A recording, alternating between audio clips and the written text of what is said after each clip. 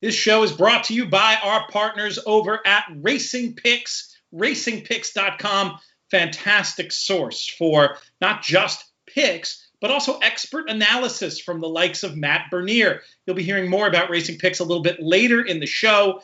Help us out. Support our partner. Go to racingpicks.com and sign up for their service. It's all free, and it's great horse playing information. Racingpicks.com.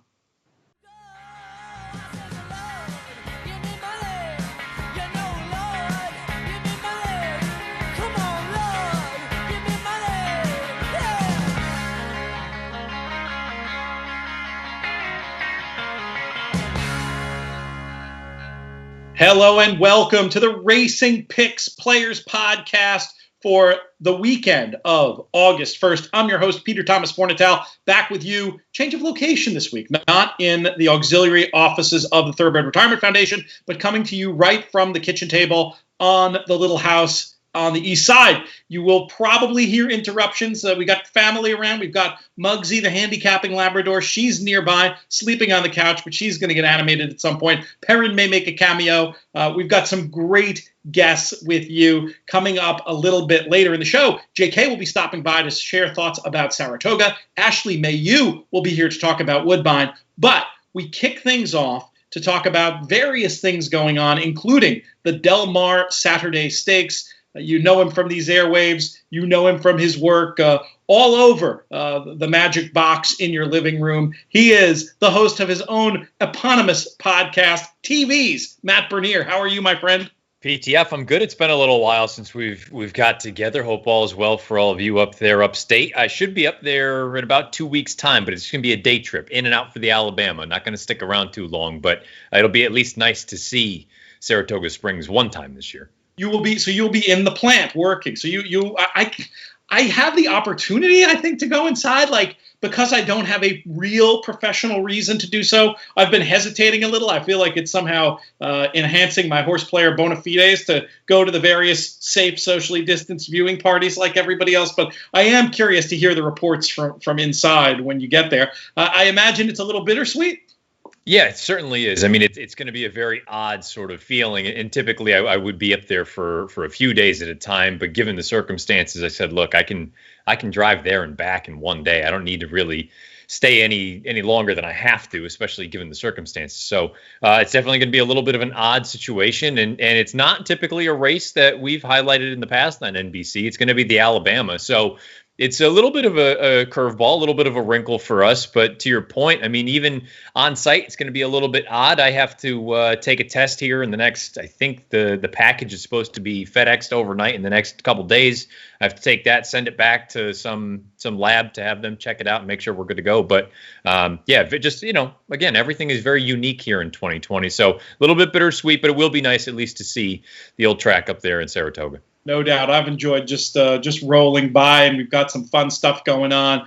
We're doing this breakfast in the backyard tomorrow. Who knows? If we can get that going again the week you're here, maybe we'll have a chance to see you for half a second before they put on the makeup and get you all dolled up for your NBC work. I want to talk to you about some other stuff going on. One is a glorified network plug, but I'm excited to announce we haven't told anybody this yet, but Horse Players Happy Hour going to be making its triumphant return this Thursday. I will be live at Walt and Whitman Brewery. You, I imagine, will be in the very setup we're seeing you in right here, where you've been for all of those shows. The palatial second bedroom in the apartment. This is where I will be recording from next Thursday.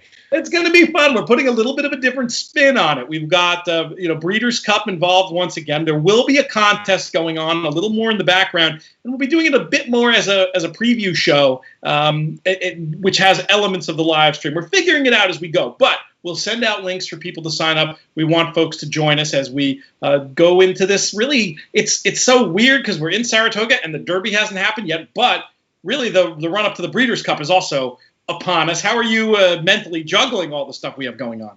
I mean, it's fascinating for all the negatives that have come from COVID and things being thrown on their head. I have found this to be a fascinating run because there's just constant action week in and week out. And it feels like in years prior, it feels like there's maybe a Breeders' Cup Challenge race every weekend or every other weekend, starting from, let's say, Belmont Stakes weekend through. But this year, it just feels like the action is nonstop, and the addition of Keeneland for the week that they ran, and the Kentucky schedule going all over the place, and we know the Saratoga situation with the altered schedule, Del Mar's situation.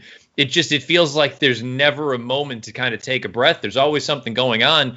And, to the point with some of the Saratoga races this weekend, and I know you and I aren't going to really touch on those, but I saw some people complaining about field size and whatnot. I don't know what else you really could ask for in the Whitney. I mean, you have four, arguably the top 5 or 7 older horses in training. Yes, it's not a giant field, but I think from a quality standpoint, I don't know what else you could ask for.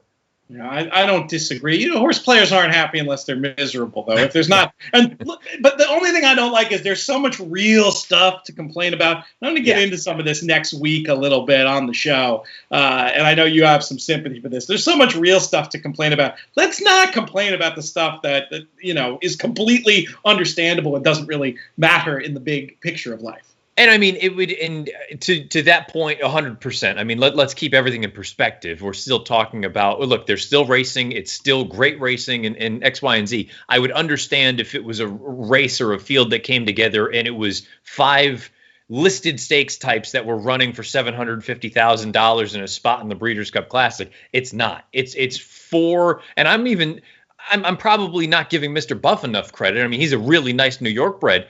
I mean, it's 5 legitimately grade 1 caliber runners, and you have, like I said, I mean, depending on who you ask, you certainly have 4 of the top 10. You could probably chop it up any number of ways. I'm really looking forward to the race. I'm not going to hold your feet to the fire for a pick on this because I know you will be, I assume, I don't know, you'll be providing analysis of the race in the work you're doing for our partner on this show, racingpicks.com. Is that correct? I want to talk to you in general about not just what you're going to be writing for them this weekend, but also what folks can expect on the site, because I know there's a lot of people who've been watching these shows and signing up, but knowing our audience as we do, I know there's a lot more to come. People must be not quite sure what they're getting into, and I want to give them a good description of everything that horse players can get from Racing Picks. Yeah, so I did, for Saturdays, I typically put out 1 or 2 brief videos, all told maybe 3 minutes a piece, or if I do one video, maybe it's in that sort of 6-minute range. And for this weekend, the Whitney is one of the races, and I'll tell you because, obviously this is the Racing Picks podcast, and I'm sticking with my son. I have an interest already in the horse for the Breeders' Cup Classic, but I think by my standards is still just kind of being treated like he's just an add-on, and maybe he is. Maybe he's not quite as good as the top 2 or 3 that are going to be running in that spot on Saturday. I'm not ready to sort of resign myself to the fact that he's a cut below because I just didn't think the circumstances really played out all that well for him in the Stephen Foster, and I'm acknowledging he needs to improve pretty, I don't want to say significantly, but a fair amount if he's going to run with a horse like Tom's d'Etat. But he's paired up by our tops of 102. I think Jose has to go from the inside. I don't know that they're going to make the lead, but I can't imagine him being that far off of it. And I don't think he ran as poorly in the Foster as many people are making it out to be. And I think the other thing that kind of made the Foster look perhaps a little bit like he was entirely overmatched is Tom's d'Etat just ran a tremendous race. So I'm going to give him another look, especially because I think he's probably the 4th choice in that race. So, I never would typically be looking at it saying it's a good betting opportunity for myself. But if you are on board with me or even if you like a horse like I think Improbable is probably the 3rd choice in there, you're probably still looking at 7-2, 4-1, and with by my standards, he may be 5 or 6-1. So I'm going to give him another look in there. But to your point, the weekends on Saturdays, I release those videos with some picks. But throughout the week, myself, Andrew Champagne, there were some other folks who contribute over on racingpicks.com. It's all free. All you need to do is enter your email address. And it really, all it is, it's free analysis. If you want to go through and take a look and see what some of our thoughts are, for better or for worse, if you want to use the horses, if you want to fade the horses, there's options, there's opportunities, and there's just sort of suggestions out there, thoughts that we have on certain races. And the other beautiful thing about Racing Picks is you have the opportunity to find some really great offers from ADWs here in the United States. You just go over there. They have specific things set up through Racing Picks. So it's all pretty self-explanatory, but it's been a really fun sort of start off to this thing. I know they really were hopeful to get this thing off the ground, and I think we're off to a pretty good start. And obviously having In the Money media as a partner has helped things along as well. Very cool. I'm planning on spending more and more time on the site. I do love the idea that, the name is Racing Picks, and there are racing picks there, but there's also really top-level analysis that you can't get just anywhere from the likes of yourself, and that's something that I look forward to having the access. Even if I do the 100% job on a race, I feel much better if I get to read your analysis, and it can really be helpful just to jog something in your own head about a horse to include, or a horse to press, or a horse, there's a lot of different ways you can use it beyond when it's analysis, beyond just the value of somebody giving you winners. It's one of those things, and I still look at it with the daily racing form. Whomever the analyst is, whether it's Mike Beer in New York, whether it's Brad Free out in California, anyone, anywhere in between, whether I agree or disagree, I'm still curious to know people's opinions who I think highly of. I want to know how they see the race. And again, doesn't mean that I agree or disagree, but I'm curious to see if maybe we're seeing things a little bit differently, or if we're both, or all of us are seeing it the same way. And I think more information is better. The more you can have, the more sort of ideas, the better off you're going to be. It can deepen your understanding of a race, that's for sure. And I said it at the top of the show, but it's very simple. If you go to racingpicks.com, there's a tab there. You give your email, you get access to all of the analysis that we're discussing, and I hope we're going to be doing more and more stuff with them as time goes on. All right, let's dive in to some races this weekend. Matt, you're here to talk about the 3 Del Mar stakes. It starts off with the Shared Belief listed stake. It goes as race number 2, and obviously takes on all manner of outsized importance this year because of the late Kentucky Derby. No grade next to the number here, but in terms of intrigue of races I want to see this weekend, this one is very much near the top.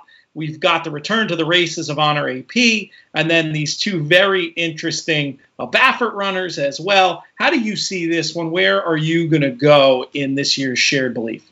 Yeah, kind of to piggybacking on the idea that there is that added level of importance because it is a Derby prep and there are points on the line. I'm going to be very stunned if Honor AP doesn't win the race, because I think many people have pegged him as one of the top 2 or 3 3-year-olds of the crop this year, myself included. I think what he's done on the racetrack has been fantastic. He was flattered by Authentic, regardless of what you overall think of the performance from Authentic and the Haskell. He still went out and won a Grade 1 race with, I believe, a 100 buyer. So it's not like he ran slow. I just look at this horse and say, I find it a little bit interesting, the path that the connections are taking to the Derby. And I'm not suggesting that it's going to work against them, but I've always felt like longer is going to be better for this horse. And he won't have an opportunity to go 10 furlongs until that first Saturday in September, which to me is a little bit interesting, because you had other opportunities. If you wanted to ship him to Saratoga, you could have done that for next week's Travers. There are other races that perhaps you could have got a little bit of extra ground out of that they're not necessarily utilizing. They'd rather play the home game. So, from a foundation standpoint, do I think it's going to be the end of the world for him in Louisville? No, I don't. But I do think it is, it's kind of that elephant in the room. It's one of those things where in a typical Triple Crown campaign leading into the Derby, we understand that there's no real opportunity to try to go that sort of distance. I know the Louisiana Derby now is 1 mile and 3/16. UAE Derby is 1 mile and 3/16. But at least this year, if you really wanted to, you had an opportunity to go out to 1 1/4 miles before the Kentucky Derby to find out if it would work. These connections are choosing not to. I have no reason to go against the horse. I have to be honest, of the 2 Bafferts, I don't really like either of them. I'm curious what your thoughts are. I've never really been blown away by Thousand Words. I think he's a fine horse. I don't think he's a superstar by any stretch. I think he's a cut below, if I'm being honest. And Cezanne, I don't know what to make of him, honestly, at this point. I thought the debut was solid. I was far from blown away. in the run at Los Al going 2 turns, but then I always kind of keep that caveat in the back of my mind. Some horses take the Los Al and some don't. So I'm curious what your thoughts are on the Baffert horses, but for me, it's Honor AP.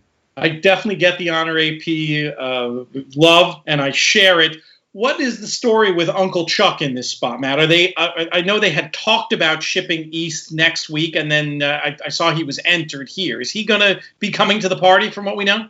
He is going, as far as I know, and I've read that they're going to scratch from this spot. This was nothing more than a backup sort of situation in case there was an issue. He's going to go to Saratoga for the Travers at 1.25 miles. And, not to go too far down the road, I think he's a legitimate threat to Tiz the Law. I really do. I think this is a horse who I was very dubious when I heard Mike Smith after the career debut say he reminded him of Arrogate. I thought that was a little bit aggressive. I watched that Los Al race. He ran it like a turf horse. He got his final 1/8 of a mile in 11-4 in a dirt race. That's not normal. And he galloped out about another 1/2 mile very, very easily. I think he's still a little bit green, but I think it speaks volumes that they're going to send him out east to take on a horse like Tiz the Law in his 3rd lifetime start. It's going to be fascinating to see, because he obviously in here would have been, I still might have liked Honor AP, but that dynamic would have been very, very interesting.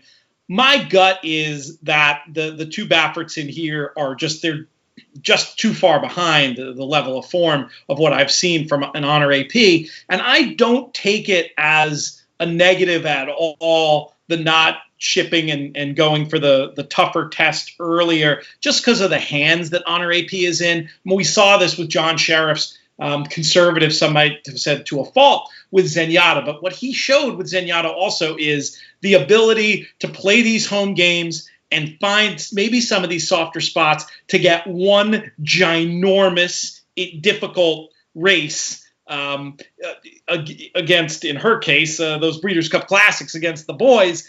But I think that he's very good at maybe finding some easier spots and then having the horse be able to peak in the exact moment that he's looking for the horse to peak. I think that's going to be the case with Honor AP. I'm still team Tiz the Law in the big picture of life for the Derby, but I do expect Honor AP to win here and go there as a strong second choice. So you buying that idea?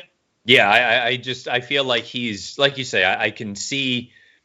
I probably would still side with Tiz the Law in a race like the Travers with Honor AP. If I'm probably going to be more inclined to try to bet a horse like Uncle Chuck in the Travers, but I still think at this point, just based on seasoning and what he's accomplished throughout his career, I mean, Tiz the Law to me is the leader at this point, and you need to go and beat him as opposed to have one of these other horses do something else. So I agree. I think Honor AP right now, as far as the pecking order is concerned, I would put him 2 behind Tiz the Law, and then we'll see what happens next weekend with Uncle Chuck.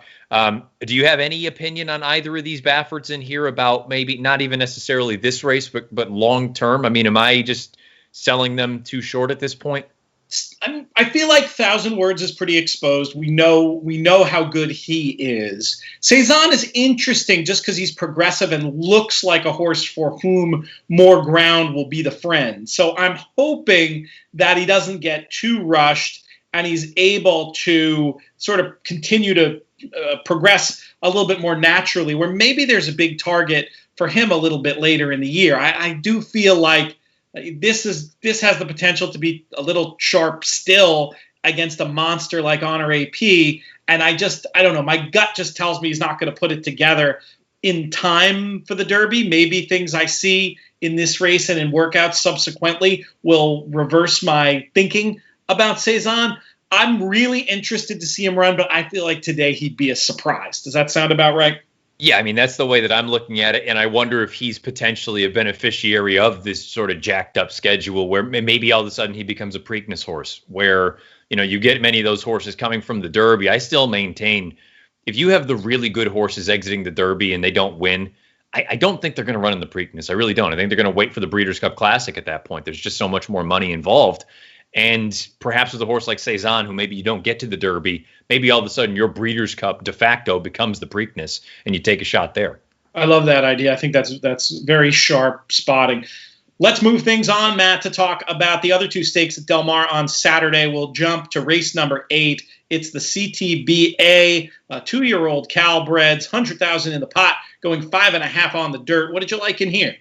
This is one of those races, and I think I would encourage folks to not get so enthralled and enamored with speed figures with young 2-year-olds, because they can be hit or miss, and these horses can jump up in such a dramatic fashion from start 1 to 2 or 2 to 3. These 2-year-old girls so far, I mean, if you're just a numbers player, I'm So Anna is way the horse to beat. And the way that she did it at Los Al, I thought she was very green, but she finished really, really nicely. And then you look at the form of the race, you had a couple of horses who were well beaten. They've already come back and won next out. So I wouldn't fault anyone that looks at it and says she's just the best horse right now, the most precocious. Let me take her, and who knows what she turns into. But right now, she's strictly the horse to beat. I was inclined to go to the horse just to the inside. I went with the 6 Love Wins. She is sort of the opposite, where the field that she defeated in her career debut, they haven't really done a heck of a lot coming out of that race. The runner-up came back, finished 3rd in her next start and only earned a 24 buyer. The 4th place finisher finished 3rd in her next start, earned a 40 buyer. But I just thought she was super professional. I thought she broke alertly. She actually went to the front, got past. She ended up angling outside. And it was a fine effort down the lane. I really like the way that she extended. And I wonder if this is an instance where the figures are going to say she's not fast enough to run with a horse like I'm So Anna on the outside. Maybe she won't be able to run with her, but why can't she take that big step forward and start number 2 that I'm So Anna did as well at Los Al? That's kind of what I'm banking on, and what's going to be a considerably better price. So I went 6-7 in here. Your case for Love Wins is creative, and I like it. I just couldn't see past I'm So Anna. What really got me was the trip I saw her getting and the form of the race, as you mentioned. I just thought she's going to be very dangerous from on or near. I'm super uncreative, but I like the idea of maybe popping in a backup ticket with your Love Wins in there. I know we only have a couple of minutes, so let's move right on to the Grade 1 Bing Crosby for 3 and up, going 6 furlongs on the dirt. And this is a race where I was pretty interested in number 1, Lexitonian, right back. Gate scratch in the Vanderbilt, but did come back to work the very next day. And it looks like it was an okay work. Now ships out here. This would be a wild story, but I feel like this horse fits and could trip out and could be a square price as long as that narrative I just spun doesn't become part of too much of the conversation. And then the other one I wanted to mention is also requires some creativity. It would need to be a decent price. But the 8 Wildman Jack is a little bit interesting just because on breeding and works, this one should handle the dirt, and I thought would get a really good trip. So for me, I was going to try it 1-8. How do you see it, Matt? I was so disappointed when McKenzie scratched from here, because I agreed 100% with Nick Tamaro. To me, I mean, red flag of all red flags that he was here. It's a horse that won the Whitney the year prior. Why would you not? It's either a major vote of confidence for improbable, or it's a major sort of knock to McKenzie. And then we find out that he scratches and he's going to run later in August in the Pat O'Brien, which there's enough negative vibes right now behind this horse that I'm going to wait and make him prove to me that he's still the horse that he was last year before I take him at any kind of a short price. Neither here nor there. He's not running. There's a horse in here that I love. I really, really love. I think the sky is the limit as far as talent is concerned with Collusion Illusion. I think he's a special type of talent. I would have loved him in the H. Allen Jerkins on Saturday. They're choosing to run in this spot, stay home, take on older horses. If you're a numbers player, though, point blank, he needs to run the race of his life to win in a spot like this. I think he could very easily end up being the favorite with the defection of McKenzie. And that alone, that kind of combination is enough to turn me off. I'm going to play against him, despite the fact that I think he's really, really a horse that you're going to hear a lot from down the road.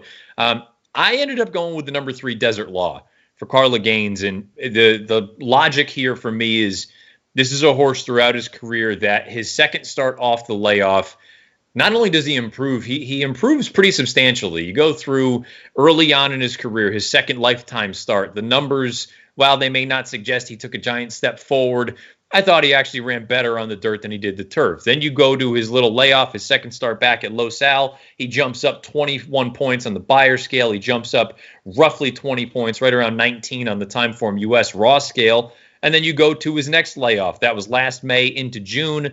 The layoff line, he runs an 80. He jumps up 20 points in that Thor's Echo. And then that race precedes a second in this race last year.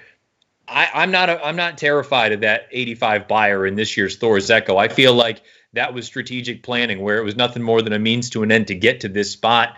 And if he jumps up another 15 to 20 points into that 100 range as far as the buyers are concerned, I think he's right there at the end. And I think you're probably going to get something pretty close to that morning line. I could see him being in that 4-1, 9-2, 5-1 range, especially if I'm right in that. I think Collusion Illusion is going to take quite a bit of money.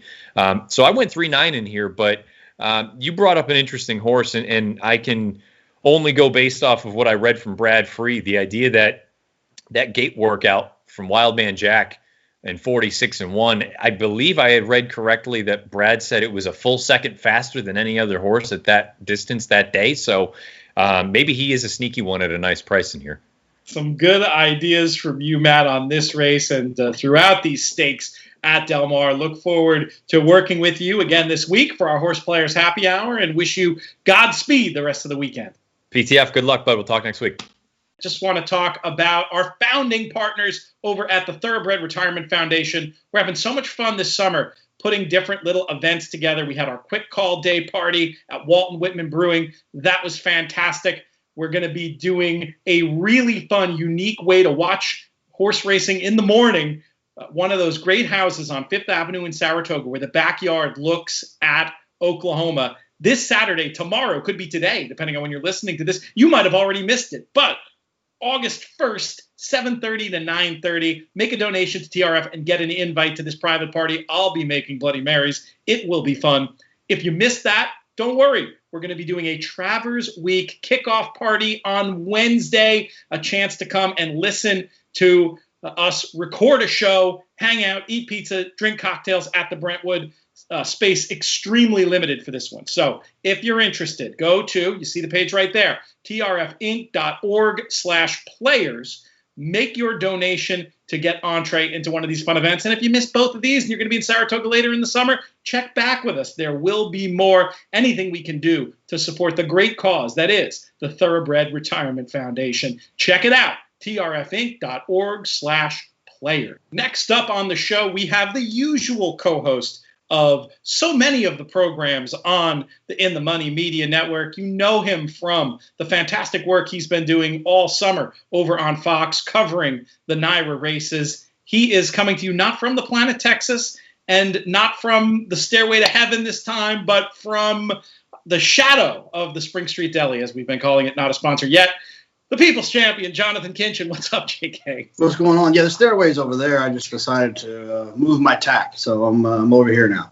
Your lighting is fantastic, as is your Degenerate Horse Player T-shirt. I swear every time I wear that out in the world, I get a compliment. My favorite one so far was from somebody in one of the fancy parts of Brooklyn when I was wearing it around, and they said, DG, is that for Dolce & Gabbana? And I said, no, man, Degenerate Horse Player. Anyway, very proud of that shirt that we designed in tandem. Pick that up over at oldsmokeclothing.com. You can actually, the easiest thing to do is just to go through our website, inthemoneypodcast.com/oldsmoke. And remember to use that promo code MONEY for free shipping. It'll save you a couple bucks. Muggsy, the handicapping Labrador, is here. She's scratching at the door. I'm going to go let her out in a minute. If I disappear and come back, that's what that's about. But don't worry, we've got racing to talk about, and it starts off with race number 5 at Saratoga on Saturday, a.k.a. the Personal Ensign, obviously a grade 1, mile and an eighth on the dirt, return to the races of Midnight Bisou, the Wonder Mare. And she's got some competition in here, but JK, I was thinking this one might be as simple, as big of a fan of Point of Honor as I am, might be as simple as Single and Move On. Thought Midnight Bisou would get a great trip, and, her credentials kind of go without saying at this point. Is it as simple as Single and Move On, JK, or can you make a case for Point of Honor or one of the others? No, I mean, usually this is that time of the conversation where I start talking about how she's probably better at a mile and a 16th than not a mile and an eighth, but I've decided that I'm not going to do that anymore because I'm wrong about it. I think she's good. I think she's good no matter what she's doing. I think she's too tough for this field. I mean, obviously there's an argument that Point of Honor is probably the only one, but I worry about her from a tactical standpoint anyways. And so I think Ricardo getting a chance to ride Midnight Bisou is pretty a cool opportunity for him as, having such a big part of that operation with the Asmussen barn.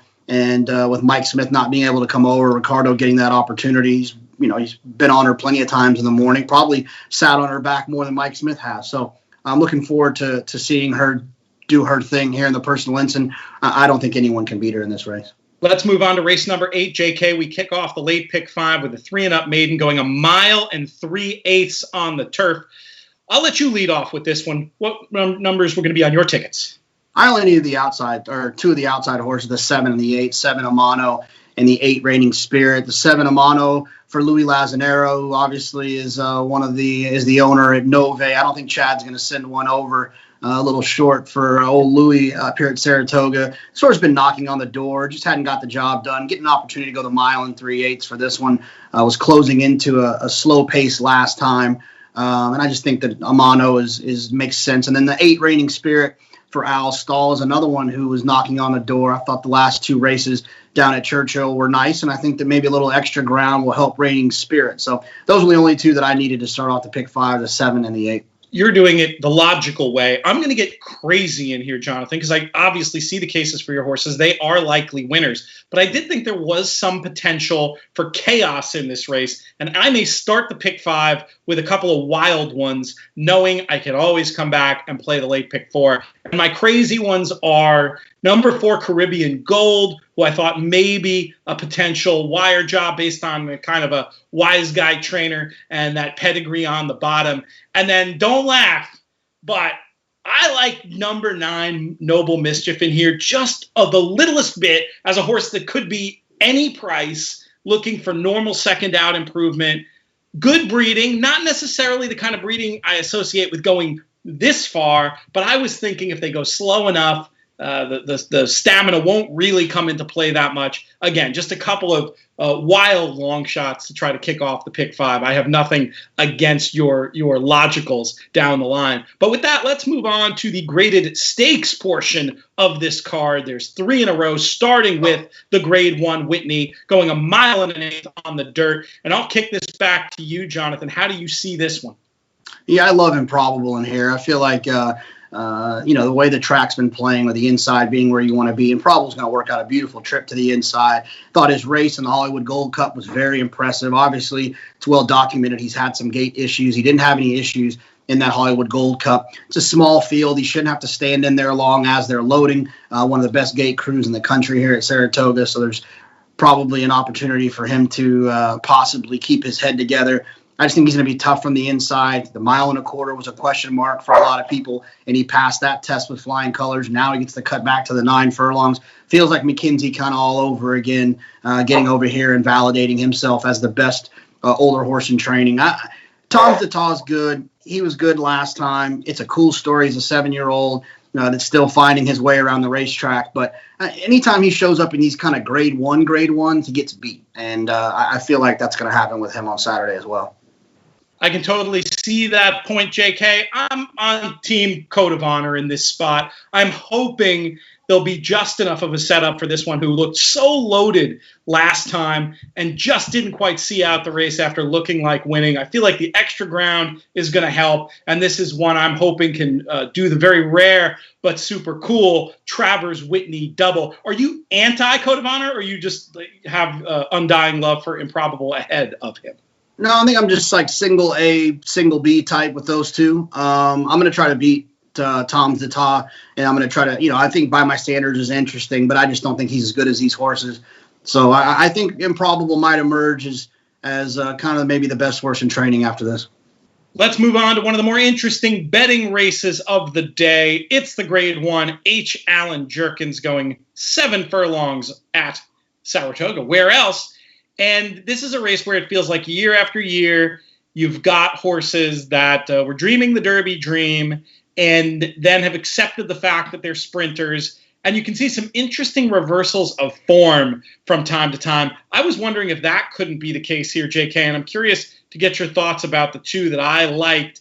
Basically, Shoplifted and 3 Technique are 2 I see as ones that wanted to potentially sprint the whole time. The 7 Shoplifted. We had a disagreement about how the track was playing on Belmont Day, but I thought it might have been a little bit against Shoplifted. Another reason I like, but even if that was just a meh effort or whatever, this is still one at the price he'll be. I'm interested in potentially coming back. And then 3 Technique off the very similar angle. The 8 in this spot coming back off a fairly long layoff at this point. But this is one I think if you just key off the best form, could make an impact, especially if you project some improvement for age. And then I also did have a note that I probably didn't want to lose to Echo Town in here. But you're very good in this race, Jonathan. I can't recall a year when you didn't hit the Jerkins, even back to its days as the King's Bishop. So just let me know who's going to win.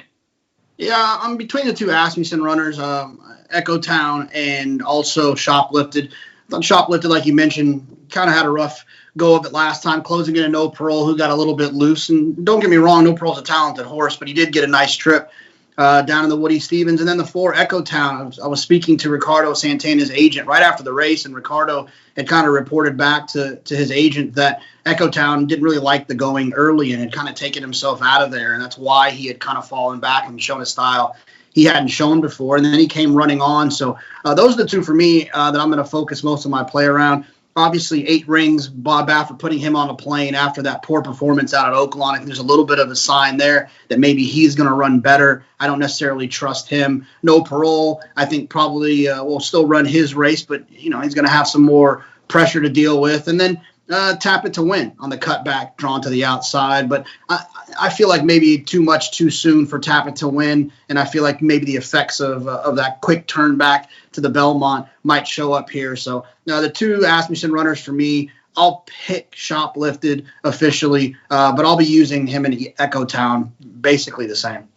And I think you make good points, and there's a lot of different ways you can go in that spot. Not a bad idea to have at least a spready backup line in whatever picks you're playing. Let's talk about race 11. It's the Grade 2 Bowling Green, 1 3/8 on the inner turf. It's your turn, but I'm going to go first just because I'm kind of boring in here, and maybe you can make it more interesting. It just seemed pretty clear to me that Cross Border looks like the best speed. Sadler's Joy looks like the best closer. I think I'm going to use those two and move on with life. Anything interesting for you, Mr. People's Champion? That's a lot of racing for Cross Border. He ran July 4th, came back July 22nd, and now back here again, going to be running on the 1st. So, look, but I trust Mike Maker. I'd love Sadler's Joy in here. I've faded Sadler's Joy the last 2 starts under the notion that Sadler's Joy appreciates the 3 turns, which he'll get now back at Saratoga. I just think Sadler's Joy is going to be too tough for these. I think the pace should be honest enough, and I think that he's sitting on a big race, kind of running well at Belmont, despite that not being his favorite configuration. Let's move on to our nightcap, race number 12. It's the Caress Stakes, going 5.5 furlongs on the turf. JK, in this late easy for me to say, in this late pick 5 at Saratoga on Saturday, how are we going to get paid? Yeah, I'm against Mother. I think people fall for that trick, and I'm not going to. I know the horse is worked last time on the turf, but I remember a conversation with Baffert that maybe she needs a little bit longer. The 6 furlongs might be too sharp in some of her races. Now she's going to be going the 5.5. I just think she might get run off her feet in here. Delika is one, obviously. I loved Delika last time. She was my best bet of the day that day. It started raining right before the start, and Joel kind of he gets known for his patient rides. Maybe he was a tad bit too patient with Delika last time. She's run well going the 5.5. She did at Churchill Downs, so I don't think that's going to be an issue. She should get pace in this full field, and she gets Joel Rosario, who's obviously making not too many wrong decisions at Saratoga. So I think Delika will come running down the middle of the track, and that'll be my top pick in here.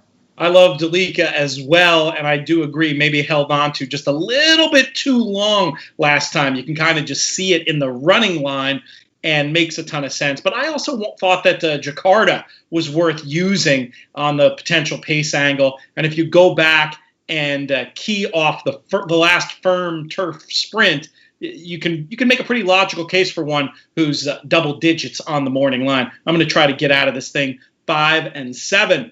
Before we let you get out of here, JK, I do want to hold your feet to the fire for a best bet on this Saratoga card, if you don't mind. Could be in one of the races we talked about. It could be from somewhere else that we didn't talk about, but just curious what you like the best.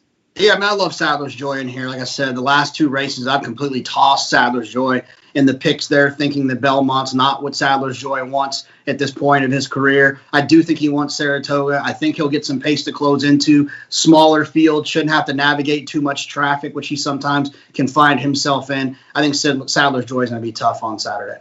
For me, I'll reach out to the Jerkins, and this is a race where we talked about how many different ways you could go in the body of the show, but I think Shoplifted for me is going to represent a ton of value. One of these horses that dreamed the dreams, trying to go long, probably wanted to sprint the whole time, and I thought had a valid trip excuse last time on a day, looking loaded, kind of spinning the wheels around the turn. I think we might see a better Shoplifted today. For me, my best bet at Saratoga will be Shoplifted in the Allen Jerkins on Saturday. JK, we're going to let you get back to your busy life and move on to the next portion of the show. Have a lot of fun on the air this weekend. Look forward to hopefully getting a chance to hang out with you again soon. Thanks, guys. This show is brought to you in part by our partners and friends at Stable Duel. Very cool, fun, new way of playing the horses. Great way to get action all day long, melding the fantasy sports concept and, of course, betting on horses. StableDuel.com. Check it out. New tracks coming online all the time. More exciting news coming on that front soon. StableDuel.com. Check it out today and get involved. To wrap things up on the show this week, we're going to take a look north of the border at Woodbine's Late P5 on Saturday. And to do that with us, we're going to bring in a returning guest to the show who you've seen in her role as the paddock analyst at Fort Erie, all over the internet, really doing all kinds of cool horse racing related endeavors. You should be following her on Twitter. She is Ashley Mailloux. Ashley, how are you today? I'm good. How are you doing?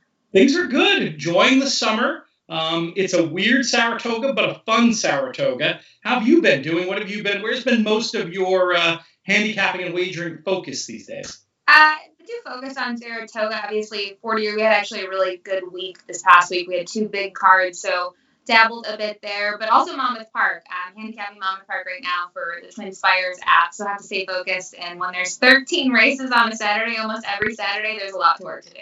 That's fantastic. Yeah, we've had JK and I have both had fun getting involved with those expert picks. Your experience with it's been good so far?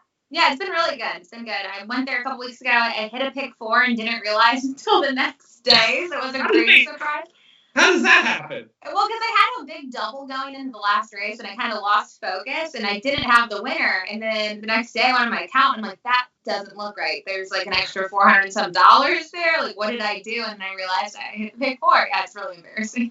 That is, file that one under good horse player problems to have. And there also you might file that under you might be a degenerate if you wake up and there's $400 in your account from the pick 4 you forgot that you bet.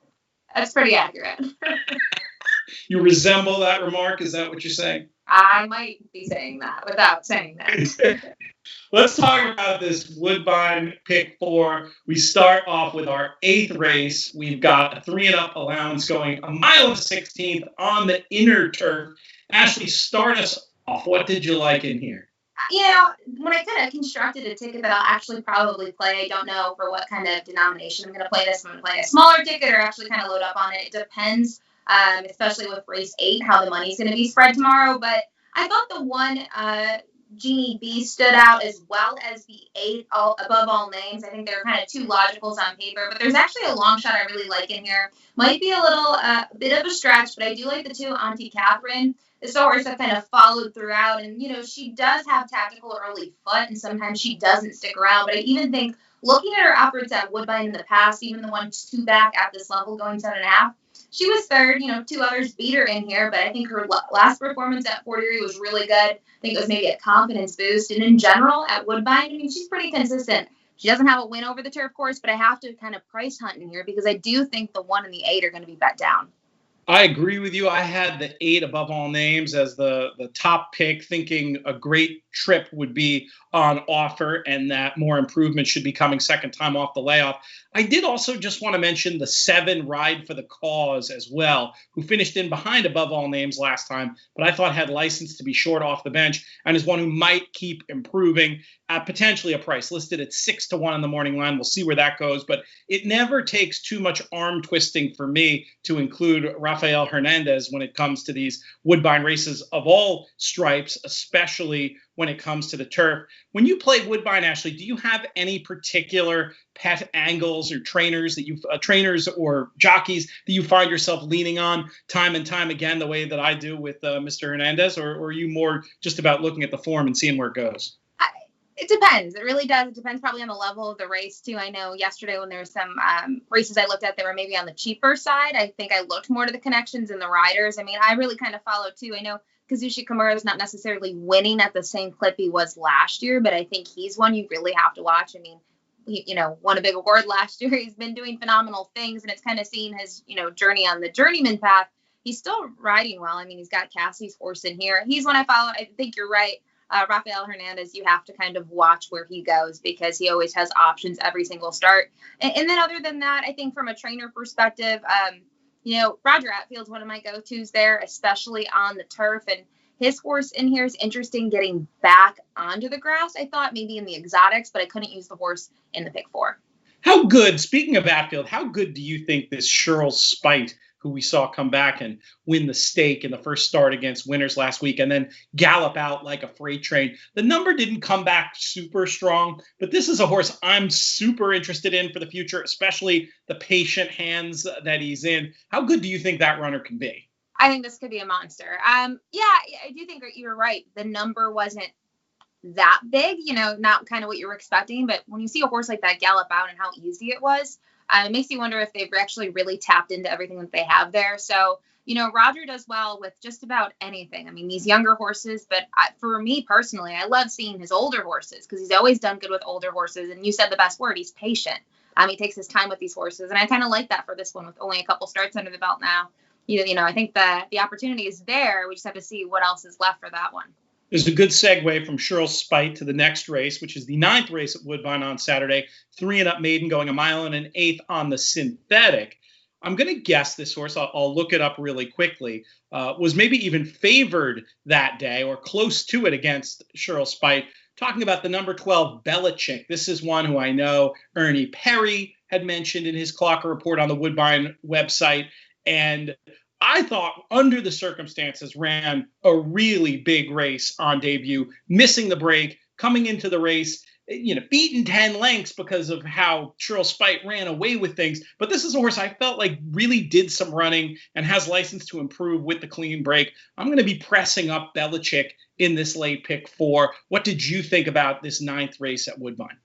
This was a weird race. I mean, to me, Belichick sticks out. I mean, Josie Carroll and Ellen J. Fox had a big performance yesterday with one of their runners, and, she tackled the boys and was kind of effortlessly doing so. I do think coming out of like a first race for a debut, it is a really strong effort. I think the big thing is you're off slow. You have no horses beaten out of the gate, and then you have to kind of work for it. And you did, face a monstrous runner by Cheryl Spite. So I do think there's a lot to take back. The runner-up, just like Larry, already came back, got the maiden score. So I like that. And, I do consider you have first-time Lasix. Not saying that this horse needs it and it's going to show a big improvement, but it's always something to kind of keep in the back of your mind. Are you going to use anything else in this spot as well? I was kind of intrigued a little bit going on the opposite end now, going to the rail, the one Red Storm Risen for Graham Motion. He really doesn't often ship things up there, and this is a Sampson Farm homebred, so this makes sense why this one's going to be there. But I think the last race out at Belmont, going a mile and an eighth, I thought it was a decent effort, kind of even throughout, weakened a little bit in the stretch, and I just think this is one maybe third time off the layoff could improve. And since that effort seems to be training okay, down at Fairhill, so I'm going to use that one. I like that thought. Yeah, for me, I may just live or die in the sequence with Belichick. All right, let's move on to the next race in this sequence. It is the 11th race at Woodbine on Saturday. We've got a 3-and-up allowance going a mile and an eighth on the synthetic. And Ashley, I'll throw this back to you for your thoughts on how we're going to keep this thing moving. We skipped a race. Oh, jumping the gun. I have an excuse. I'm distracted because my daughter just walked into the little house on the east side. And let's just keep it in, Craig. It's good for people to know how discombobulated I am sometimes during these shows. Let's back it up to the 10th race, not the pay leg, the 10th race, 3-and-up starter allowance for $50K, 1 mile and 3/8 on the turf. And Ashley, we'll kick this right back to you. Yeah, again, I don't know what's up with these numbers. I like the 1 and the 12 again. That's kind of my sign here. I think looking at Burning Man on the rail, that first effort back off the long layoff is respectable, going a mile and a 16th. And this one was shuffled back far back as well. Another Josie Carroll runner that didn't have a perfect trip, but made ground up late. I think looking at this one, even last year, towards the end of the year, they took this horse longer, both on the Tapeta and on the turf course. Didn't pan out perfectly on the turf. The 1 1/8 on the dirt was well. So I think a 1 3/8 should be a great spot, especially kind of looking at the run style of this one. And then turning to the 12, I believe the name's, There Goes JoJo. This is a Mike DiPaolo runner who was 5th last time out, also making the first start of 2020. But kind of looking at the races last year, this is a true distance horse. Definitely wants all the ground that he can get. They actually put him in the Valid Victory, a grade 3 there, which is going 1 3/4 over the Tapeta, and he was 3rd. I mean, Pumpkin Rumble was kind of all eyes on him in that race, but I think this was a respectable effort. And a 1 3/4 that day wasn't enough for him, but Pumpkin Rumble was much the best, drawing clear by over 5 lengths in the end. So this was a horse that I liked at 4-1 morning line. Kazushi Kimura's back aboard. They've done well together, and I definitely think this horse will offer more value than the horse on the rail.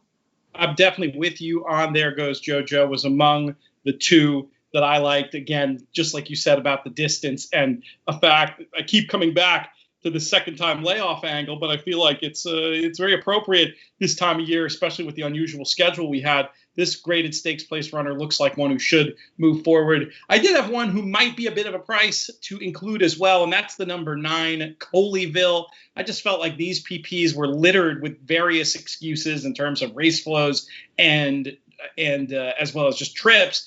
And I felt like this one on breeding is supposed to like going this far with the Patio Prado and Red Ransom blood in there. Another one to consider in our 10th race at Woodbine. And now we will move on to the 11th race. This time it's for real, but it's not a race where we figure out if we're going to keep things going. It's the race where we figure out how we're going to get paid. It is, as mentioned, a 3-and-up allowance going 1 1/8 on the synth. Ashley, where did you land?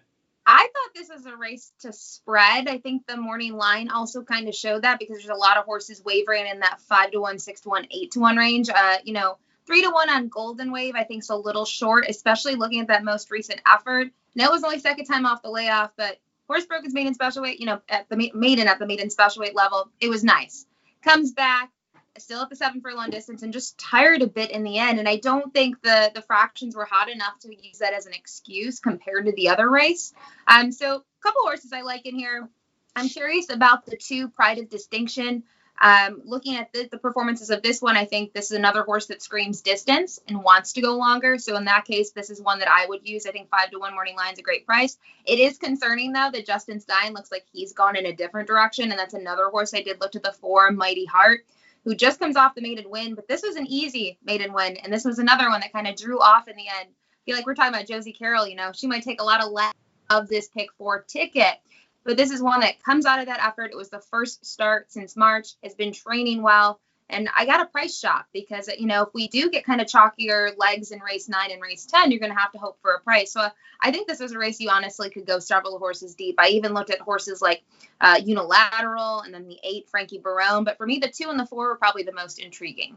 To show you what a spread race it is. Yeah, you did just mention Frankie Barone, but you talked about a few before you even got to one that I would put among the top 2 that I want to use in here, not necessarily because they're the most likely winners, but just because, as you said, I think this could be a spread race where we can catch a price and juice things up.